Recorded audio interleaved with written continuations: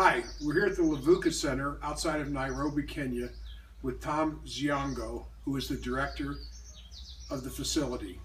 And Tom, we'd like for you to say a few words about the Levuka Center. Welcome to Levuka. My name is Tom, as you have rightly put it, Tom Thiongo. And Levuka is a Kiswahili word which means to become sober.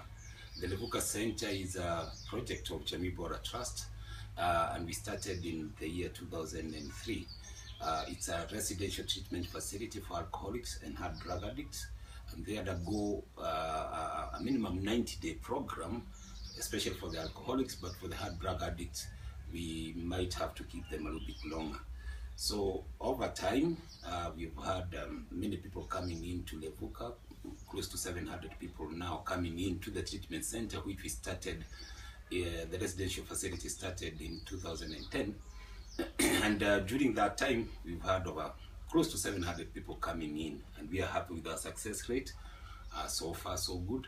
And the last time we checked, we had close to 70%, about over 70% success with some of them. We have our challenges, of course, with relapse, but we are trying and we are happy with whatever we have been able to achieve so far. Thank you, Tom. And one of our questions was, do you turn away anybody because they don't have the money? No, we don't. It would be very unethical for us to do that. If somebody comes up here and says we need treatment, our duty is to offer treatment to these people, regardless of the fact that some of them might not be able to pay for the service. And we get quite a number of people coming in, but we thank God because we've had a few friends helping us in small ways to keep the center running. We are not for profit making, we are there to serve the society, so we don't turn people away. Tom, the focus of your recovery program is all 12th step based? Yes and no. The 12 steps form the backbone of our program. It is important to focus also on other issues that are related to the addict. We have a family program, which is important for us. We also have an aftercare program, which is also very, very important for us. But yes, the 12 steps actually form the backbone for whatever we are doing, and we are happy about that. We also have other professionals coming in to assist us, especially mental health professionals and workers. Issues of dual diagnosis also are addressed, and the detox is also addressed in the extreme cases. Yeah, so that's what we are doing for now. And you have AA meetings in the treatment center, correct? We have daily AA meetings at the center every day at 5 o'clock in the evening.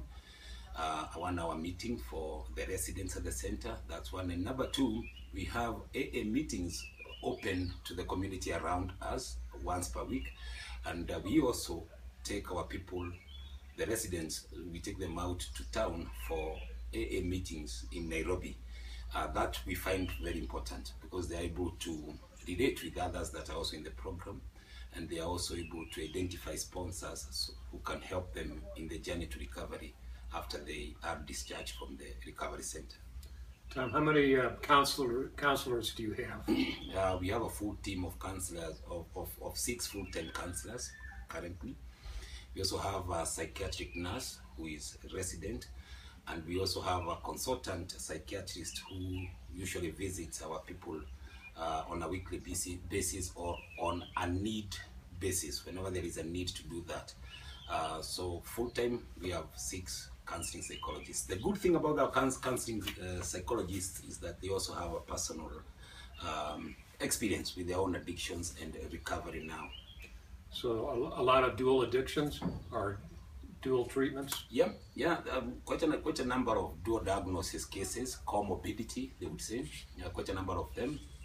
More so depression and sometimes bipolar issues and schizophrenia. And therefore those have to be treated from a psychiatric and medical point of view before we now bring them into psychology and counseling. And when you're full, what's your capacity if the facility is completely full? How many people can you treat at a time? It's a big facility, like you probably will be able to see. It's a big facility. So comfortably, we reckon we can fit in 60 people comfortably. I think we can do that. But again, the challenges with self-sustainability and sometimes resources, that sometimes poses a problem. But I'm sure there are many people out there who still need our program, and we will keep reaching out to as many as we can and have the facility full. We now, as we talk in the here and now, we have 30 people inside this place. So we are still operating at half the capacity. We need to bring in more people.